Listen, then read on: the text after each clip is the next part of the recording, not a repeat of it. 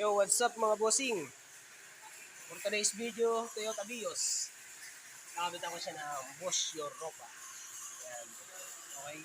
So ipapakinig ko muna sa inyo yung stock. Okay, tignan muna natin yung stock. Okay, okay. Okay. So, yun. Andito ang stock niya. Isang piraso lang yun. Kung makita nyo, ayan. So, kakalasin ko na muna itong cover. Siyempre, pagkakalas niyan, pigain nyo lang ito. Push nyo lang. Push nyo lang, te. Ayan. Tapos, lagay nyo dito. Push nyo lang. Yun ang pinaka-lock niya. Ayan. Tapos, ito pa. Ito pa.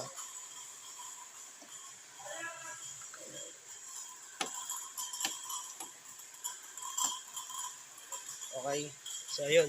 Tapos, pagka gagamitin nyo na yung lock niyan, pipisain nyo lang pa ganun. Kailangan lumutang siya. Ayan. Tapos, pag ilalak nyo na ulit, pipisain nyo lang ganun. Kailangan pumantay lang siya. Ayan. Tapos, pag unlock, pipigain nyo lang yun. Pupush nyo lang ulit. Tapos, kalasin na natin to. Yan ang busina niya. Isang piraso lang. So, magagawa lang ako ng bracket dito para dito sa Bosch Europa. Dito sa side na to. Okay?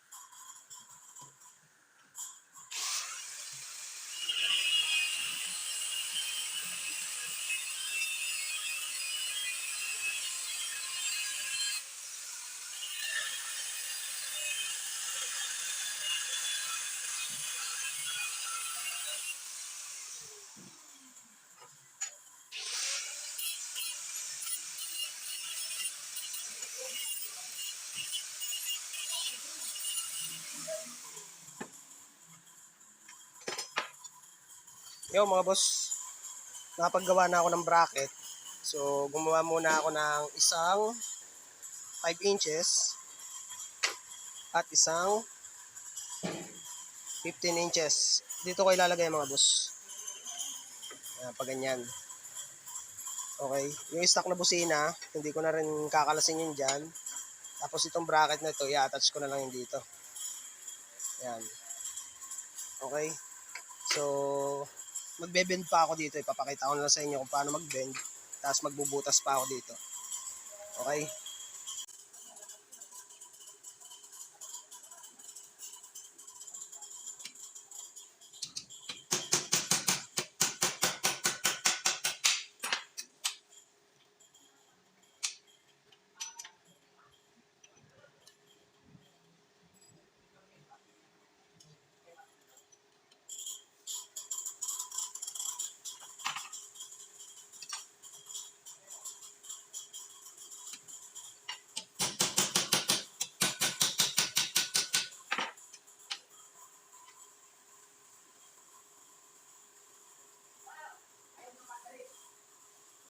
Okay, ganito naman ang ginawa ko mga boss.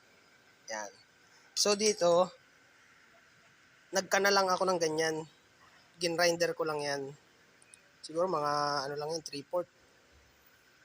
Yan, yan ang sukat niya. Tapos ito, sinukat ko sa kanya ay ganito lang kalayo. Ay, ayan pala. Yan. Susukatin nyo lang yan dito mga boss. Yan. Pag ganyan. Ayan o.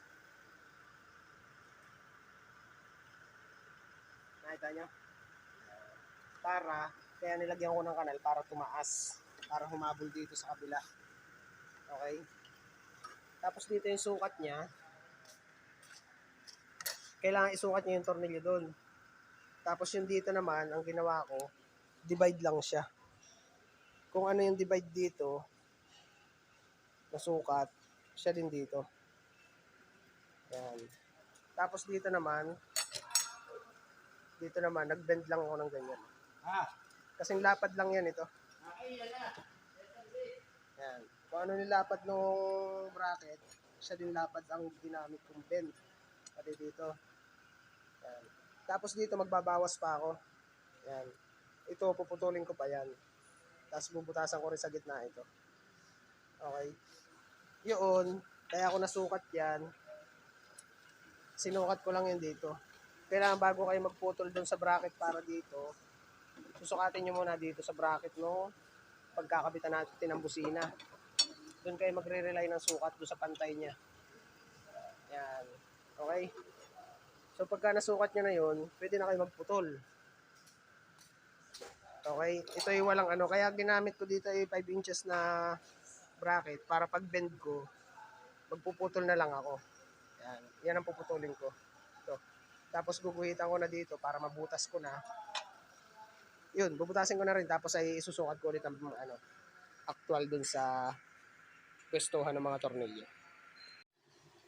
Yun mga boss.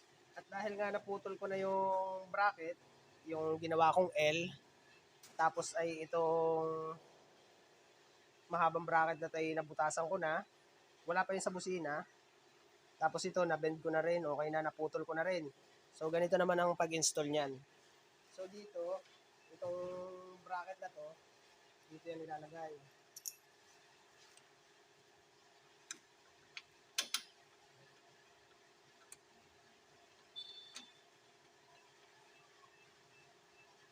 Tapos ito, dito, wala natin ang gis na tornilyo.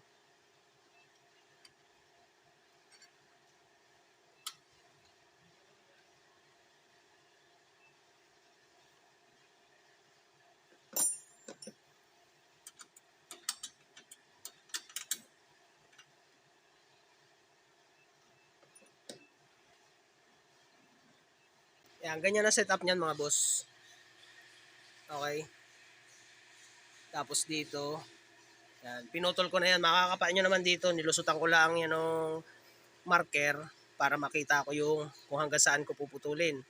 Tapos yung butas doon, lalagyan ko na lang yan mamaya pagka nabunot ko na ulit ito. Okay. So ayun. Susukatin ko na muna dito yung busina para dire-diretso ako ng pagbubutas mamaya. Yan yung busina na yun yung Boss Europa. Susukat ko na muna dito. Una natin susukatin dyan, yun dito, yung pinakasagad dito. Tapos pag nasukat na natin yung pinakasagad dito, saka lang tayo magre-rely ng clearance para dito sa pangalawang busina. Uunahin muna natin dito butasan. Yung pinakasagad na sukat niya. Tapos kasunod dito. Okay? So, susukatan ko na muna. Ito yung busina. So, isa lang muna. Tapos, mag-aano lang tayo dito. Mag-testing ng isa. Kuha kayo ng marker. Tapos yung pinakasagad natin na sukat. Yan. Pag nasukat na natin yung pinakasagad niyan,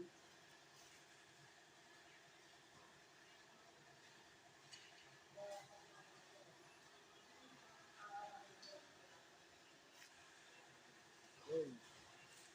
Pagka nasukat na natin yun, pwede na natin bunutin yung pinakang pinakang bracket.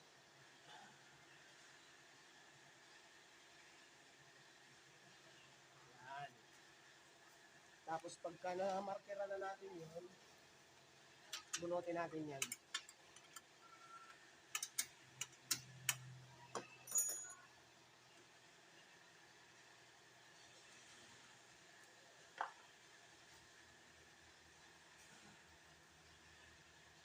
Ayusin lang natin yung marka at hindi masyado matagal.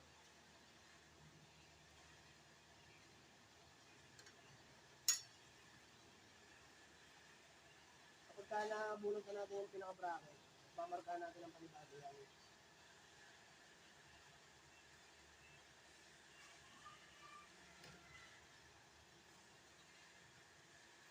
Ayan o. So nakuha na natin yung pinakasagad niya. Kita ba? Yan. Okay. Yun. Ayos na. Tapos pag nasukat na natin to, kasunod na yung isang busina. Pakita ko sa inyo. Tapos dito mga boss, pag nakuha nyo na yung sukat niyan, ayan. So ibabalik nyo ulit yung pinakang busina. Ayan. Susukat nyo ulit yan. Tapos saka nyo isisigba yung pangalawang busina natin. Pagka nakuha nyo na yung allowance nun, yung clearance dito, pwede nyo na markahan yun.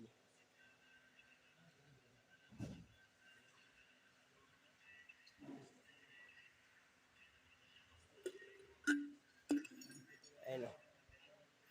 So ito na yun. Nakuha na natin yung clearance ng dalawang busina. So yung naanuhan natin doon sa gitna, yun ang bubutasin natin.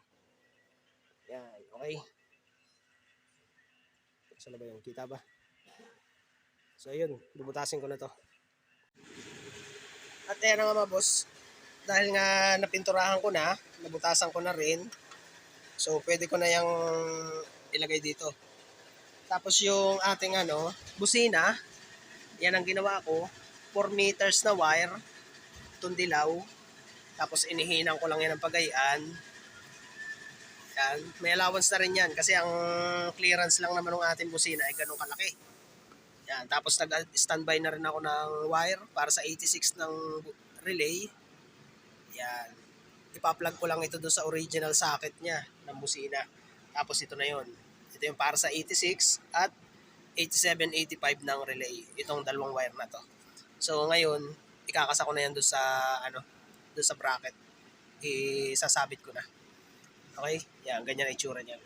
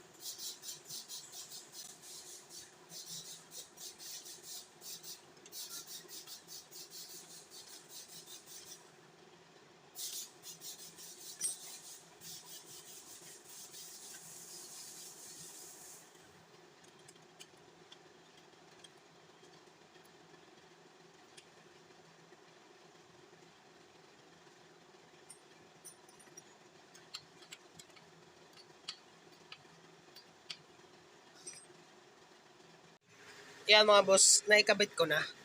So dito yung tornilyo na Gis, siya pa rin yung kinamit ko. Tapos dito yung 12 sa bandang dulo, ginamit ko rin yan. Siyempre nag-L lang ako dyan ng bracket. Tatansyahin nyo na lang kung hanggang saan ang bend. Yan. Kasi ito, tinansya ko, kailangan pantay dito sa bracket natin ito. So ito, nilagyan ko na muna ng tornilyo bago ko ikabit. Kasi dito maluwag naman. So ito, kalasin ko na muna itong ating socket. Kasi gagamitin na natin yan mamaya eh. Pero yung original na busina, hindi na natin kakalasin yan. So isasabit ko na dito yung mga busina natin. Ayun. Okay. So isasabit ko na muna yan. Tapos dito isusuksok ko na lang naman yung para sa 86 eh. Tapos ililinya ko na papunta dun yung wiring para sa relay. Okay.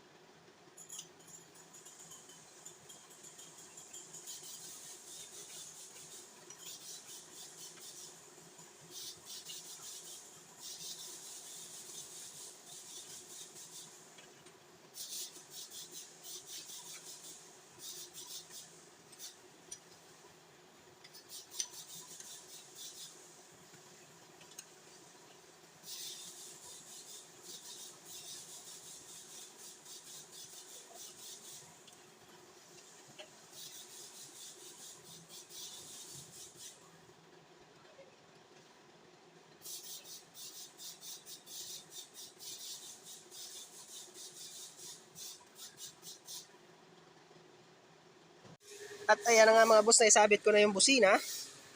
Yan, dito sa una, ganyan ang lagay ko. So, sakto lang yan. Pero pagdating dito sa pangalawa, initornilyo ko muna itong isa. So, parang naging spacer yung isang nut na 12. Tapos, flat washer, busina, flat washer, tapos another nut. Yan, ganyan na itsura niya. Okay? So, doon, okay na, nahigpitan ko na rin yon. So, ngayon, ito namang linyang ito, ilulusot ko na yan dito sa bandang ilalim. Papakita ko na lang sa inyo mamaya pagka natapos ko na. Tapos ito, yung socket na sinasabi ko sa inyo, yan, ganyan. Okay, so ayusin ko na lang yan dito. Ikikable tie ko yan. So, ganyan na itsura niya. Okay, maglilinya na lang ako doon ng relay. Okay. So, ayun mga boss, nailinya ko na. Tapos naiayos ko na rin yung wiring doon. Tapos dito ko pinadaan yan. Ayan. Meron yan ditong parang butas. Tapos yung relay niya, syempre, 87. Ayan. Kinat ko na yan. Tapos yung kabilang dulo, nilagay ko sa 30, number 30 ng relay. Number 85, pinagsama ko. Ito yung itatap ko sa ground. Dito. Ayan. Body ground. Tapos yung 86, ayan, yung maliit na wire. At yung number 30, dadalhin ko na doon sa battery. Okay? So, yan yun. Yung relay natin. Okay, ayos na mga boss. Na-fix ko na to. Okay na mga wirings. Yung relay, dito ko na nilagay sa ilalim. Pwedeng dito, pwede rin dito din, pwedeng ilagay. Huwag nyo lang ikakapit dito sa malapit sa battery para hindi mahirap mag-troubleshoot kapag kailangan nating i-check up. Okay, so diyan ko na nilagay yun, yung ground dito. Tapos syempre yung positive ay sa rekta sa battery, number 30 yan. So lalagyan ko na lang ng fuse yan, 30 amperes or 20 amperes, pwede na yon. Okay, so pagka nailagay ko na yon ay testing na natin yung busina.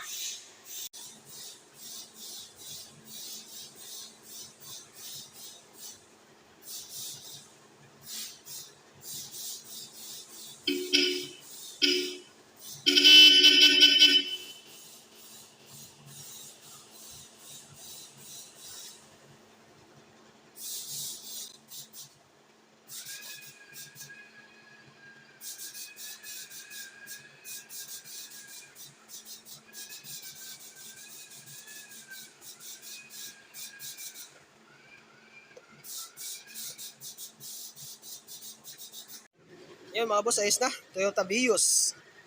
Installation ng Bosch Europa horn. One set. Hindi ko na kinalas yung original niya. Kung nakita nyo naman. Okay. So yun. Okay na ito. Thank you, thank you.